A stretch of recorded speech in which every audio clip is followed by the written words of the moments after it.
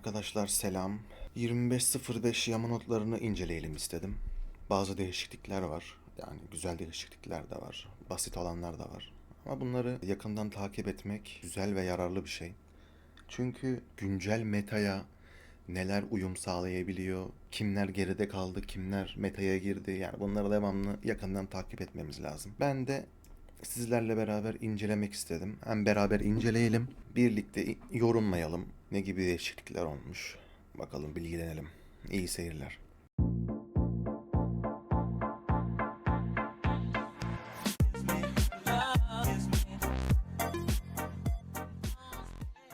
Burada ne demiş? 25.05 8'i bedelsiz kartta ikisi takdir sisteminde olmak üzere kısım başına 10 yılda 60 hextech sandığı ve anahtarı hem kart hem de takdir sistemiyle kazanılan sandıkların şimdiye dek şampiyon ustalığıyla kazandıklarınızla aynı olduklarını belirtelim. Takdir sistemi aracılığıyla elde edilen 2 hextech sandığı 25.06 yamasında gelecek. Yani şöyle bir durum var, biliyorsunuz ki bu hextech sandıklarını kaldırmışlardı.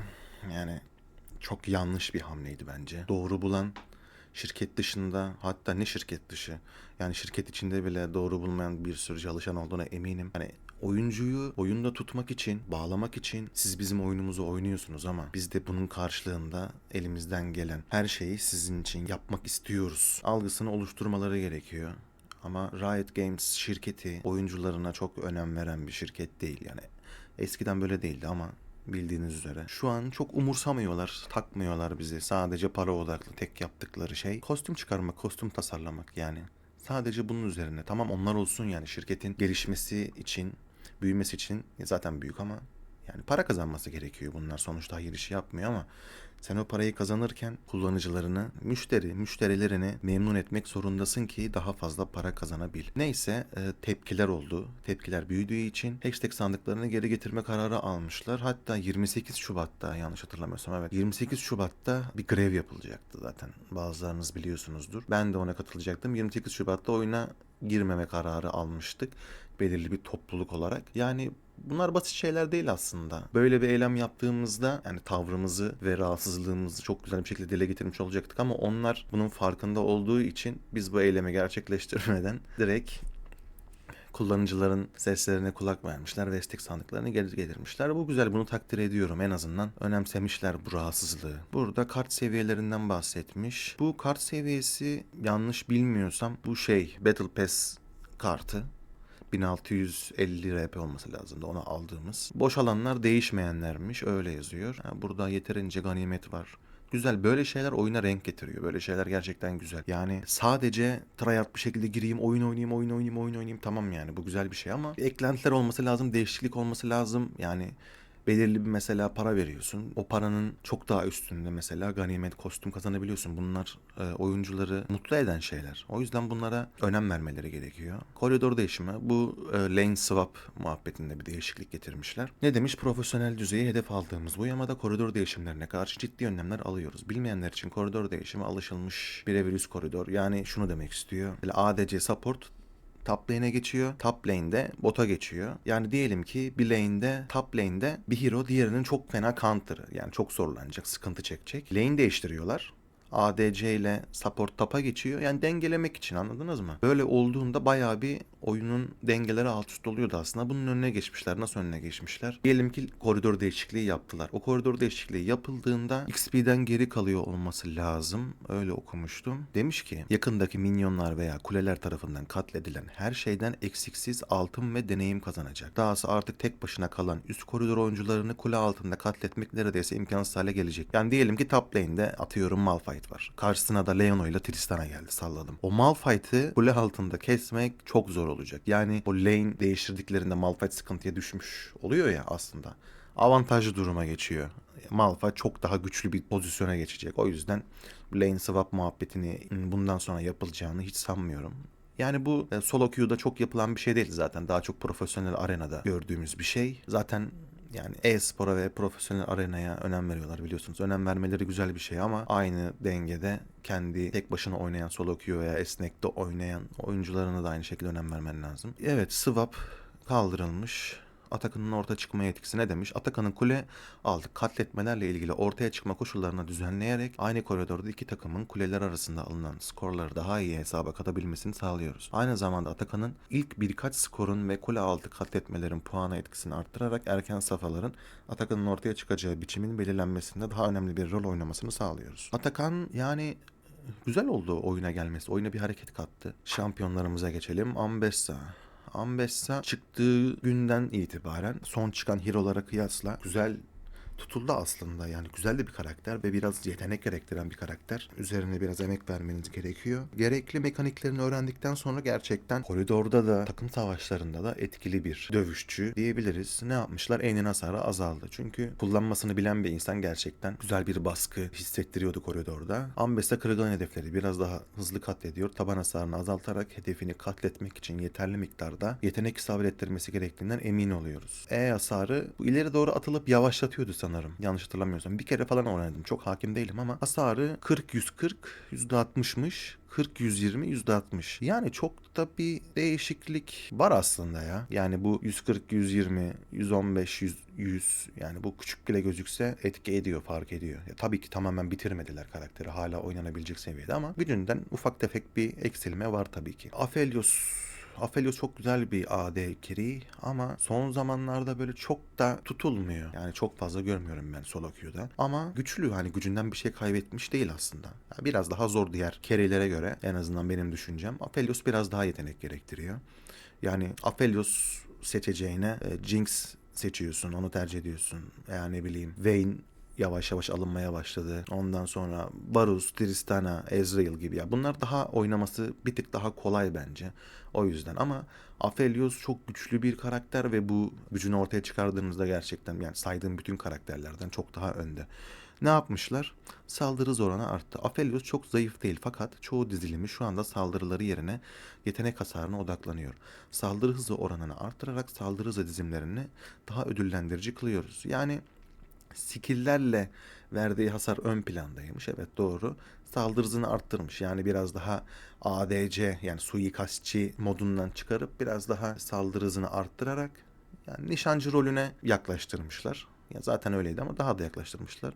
0640'dan 0658'e taban nitelikler. Yani bu küçük gözüküyor ama lane'de işe yarayan bir şey. Rünlerle kombine ettiğinizde ortaya güzel şeyler çıkar eminim. Eşin R'sinin hasarı azaldı.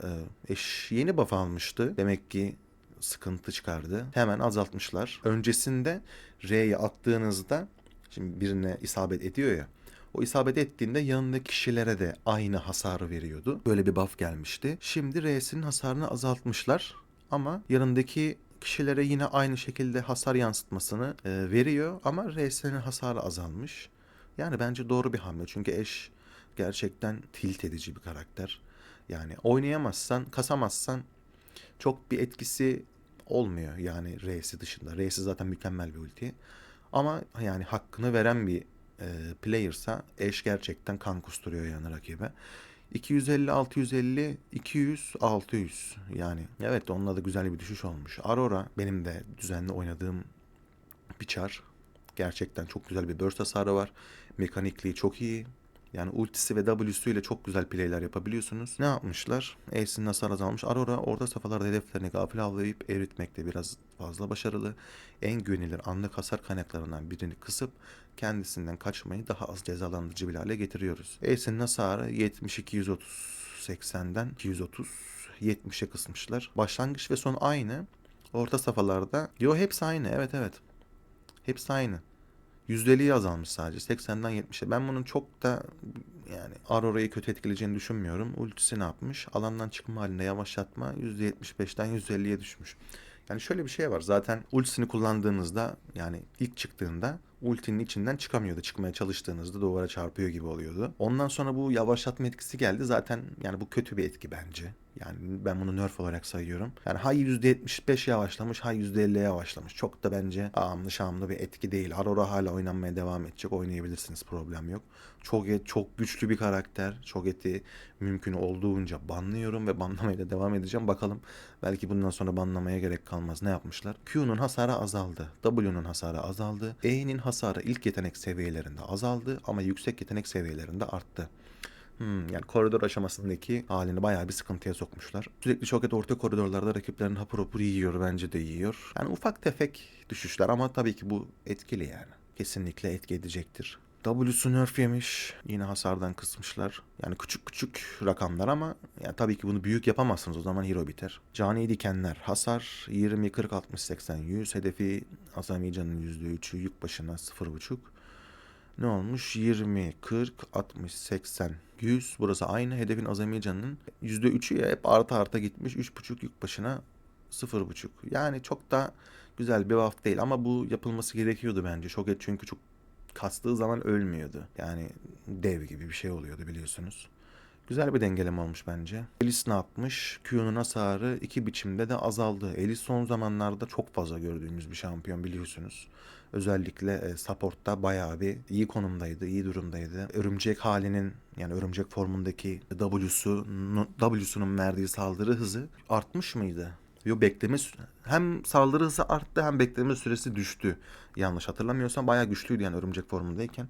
Zaten dive atma kabiliyetini biliyorsunuz.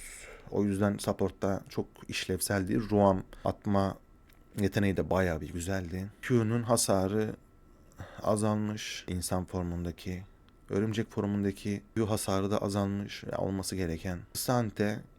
Kısante evet güzel bir çar, güçlü bir çar ama lane'de ben çok da güçlü olduğunu düşünmüyorum. Yani erken safhalarda ne yapmışlar? Pasifin hasarı azaldı da bunun hasarı azaldı. Demek ki ben yanlış düşünüyormuşum, bilmiyorum. Yani nerf yediğine göre güçlü bir karaktermiş.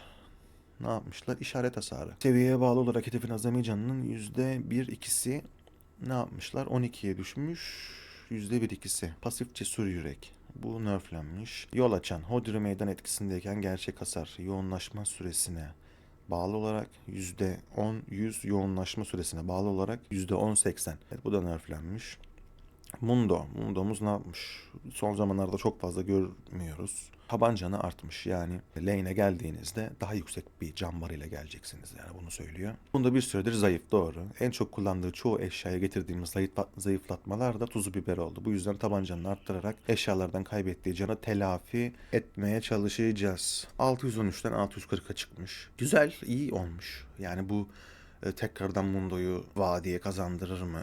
Bilmiyorum ama güzel bir hamle. Bir saldırı gücü büyüme oranı arttı. Pasifin kalkan formülü yenilendi. E'nin hasarı azaldı. Yani bu bence düşündüğüm kadarıyla support'ta oynanmasın, tap'ta oynansın gibi bir hamle olabilir. En son getirdiğimiz tank eşyası zayıflatmalarından sonra Poppy üst koridordaki gücünü bir hayli kaybetti. Evet, ormanda da pek iyi değil ve destek rolünde genel olarak hala fazla güçlü. Tamam, dediğim gibi yani destekte oynanmasın, biraz daha ormancı ve top lane'de oynansın diye bir hareket getirmişler. Can büyüme oranı 104'ten 110'a. Pasif demir elçi Kalkan 1.7, 13. seviyelerde. 13, 15.5, 18, 11, 20. Kahraman hücumu azami hasar 100, 140, 180, 220, 260. 100 ilave ne olmuş? 80, 120. Yani evet, hasarı azalmış. İlave saldırı gücüyle gelen artmış ama. Yani saldırıcı, yani yarık gökyüzü. Ondan sonra ne bileyim sonsuz kış, cart curt, yani kastığınızda top lane itemlerini aldığınızda daha çok vuracak. Yani ona teşvik ediyor sizi. Serafin klasik büyücü desteklerle kıyasla biraz zayıf kalıyor. Serafin'i hiç sevmiyorum. Ve diğer alt koridor büyücülerine kıyasla düşük performans sergiliyor. Bu yüzden öncelikli olarak Q'sunun geliştirdiği en yaygın oynanışa yönelik küçük bir güncelleme getiriyoruz. Q'yu 2 kere kullanmak genel olarak verimli olmadığından bu seçeneği bazı şampiyonlara karşı daha etkili bir hale getiriyoruz. Ne yapmışlar? Şampiyonlara karşı azami ilave hasar 60-75. Yani Serafin'de şarjınız dolduğunda buff'lı bir yetenek kullanıyorsunuz ya. Genelde bunu E olarak kullanıyoruz çünkü yerine sabitliyor. Q'sunun full şarjlıyken kullandığınızda şampiyonlara verilen hasarı 60'tan 75'e, bu güzel bir oran gerçekten. Etkili olur. Yani fark yaratacağını düşünüyorum. %60'tan %75'e. Koridorda Q'larınızla dürterek rakibi sıkıntıya sokabilirsiniz. Skarner, Q'nun yavaşlatma süresi ve son ilave hasarı azaldı. E'nin bekleme süresi arttı. Ne yapmışlar? Tektonik zemin yavaşlatma süresi 0.25 saniye azalmış. Son saldırısının ilave hasarı %10'muş. %8'e çekmişler. X-Dal hücumu 20-16 22-18. Bekleme süresi artmış. Evet, nerf yemiş. Skarner çok güçlü bir karakter, evet. Yani bu değişiklikler Skarner'ı durdurur mu bilmiyorum ama nerf yemiş. Yorick son zamanlarda jungle'a çok oynanıyordu. Bakalım ne yapmışlar. Rey'nin canavarlara yönelik hasar sınırı azaldı. Yani ormanda oynanmasını istemiyorlar. Evet. Sis Hanım'ın işaretinin canavarlara yönelik hasar sınırı 100'den 50'ye çekmişler. Bırakırlar mı oynamayı bilmiyorum ama bırakılabilir bence. Zed. Zed uzun bir zamandır piyasada yok bildiğiniz üzere. Bakalım ormanda mı piyasaya sokmuşlar, midde mi? Zed hala biraz zayıf ve bir takviyeyi hak ediyor. Hasarını arttırmak istiyoruz ama bu hasara erişebilmek için ya tüm bedenini ortaya koymalı ya da gölgesini bol bol kullanmalı demişler. E'nin hasarı artmış. Hasar 65, 165, 65, 70, 145, 170, 80. Evet, güzel bir hasar aslında. Çok kötü değil. Böyle bir hareket. Eşyalarımızda akan su asası bufflanmış. Yetenek gücü güçlendirme süresi 4 saniyeymiş, 6 saniye çıkmış. Güzel. Çok tercih edilen bir item değildi ama güzel olmuş. Yun talın olmuş. Menzilli ve yakın dövüşçü ayrımını getirmişler. Ne yapmışlar? Yük başına 0.2, yük başına 0.4, 0.2 yakın dövüşçü menzili. Yakın dövüşçüler için daha iyi olmuş. Evet. Yani nişancılar için bir değişiklik yok. Ama yakın dövüşçüler için daha da kullanılabilir bir item haline gelmiş. Ürünler, evet, yeni çıkan bir ürünümüz. Nerflenmiş. Tabii ilk çıktığında tabii ki daha güzel kullanılıyor. Daha verimli oluyor. Yani ürünü tercih edip öğrensinler, görsünler diye. Sonra da ufak bir nerf geliyor. Tek hedefe yönelik ulti güçlendirmesi %14'ten %12'ye düşmüş. Alan etkili ulti güçlendirmesi %9'dan %8'e düşmüş. Yani bilmiyorum. Zamanla göreceğiz nasıl bir etki yaratacak. Gözlük kara rünü değişmiş. İlave dirençler seviyeye bağlı olarak 2 ile 10 arasındaymış. Şimdi 6 ile 12. Güzel. Bu da çok tercih edilen bir ürün değildi. Evet, ufak bir buff getirmişler ürünümüze. 6. his ürünü nasıl bir değişiklik görmüş bakalım. Bekleme süresi 275-350 saniye. Direkt 250'ye sabitlemişler. Çok iyi bence. Ha, işe yarar mı bilmiyorum ama güzel. Aramda da neler yapmışlar? Güçlendirmeler. Soraka. Buraya hızlı geçeceğim. Soraka güçlendirme almış. Q'nun iyileştirmesi artmış. W'nun can bedeli azalmış. İyileştirme gücü artmış. Kara hasat toplaması, ruh başına hasar artmış. Zayıflatmalar set nerf yemiş. Yani Aram gibi bir yerde, evet, gerçekten çok güçlü bir karakter. Tam gaz çöküş artık merkeze hasar vermiyor. Eşyalar asırlık sopa bir yük sayıcı. 5 saniyeden 40 saniyeye düşürmüşler. Yani gerisi çok da kayda değer değil işte beyler, gördüğünüz gibi. 25.5 yamamızda bu tarz değişiklikler olmuş. Umarım vatana millete hayırlı olur. Elimizden geldiğince beraber inceledik, baktık. Ben de sizlerle beraber öğrendim. Yani daha önce bakmamıştım. Birlikte okuduk. Umarım hoşunuza gitmiştir. Diğer yamada görüşmek üzere. Beğendiyseniz abone olup beğenebilirsiniz. Yeni başladım biliyorsunuz. Bana destek verirseniz daha güzel içeriklerle sizlerin arasında olmaya devam edeceğim. Kendinize iyi bakın. Hoşça kalın.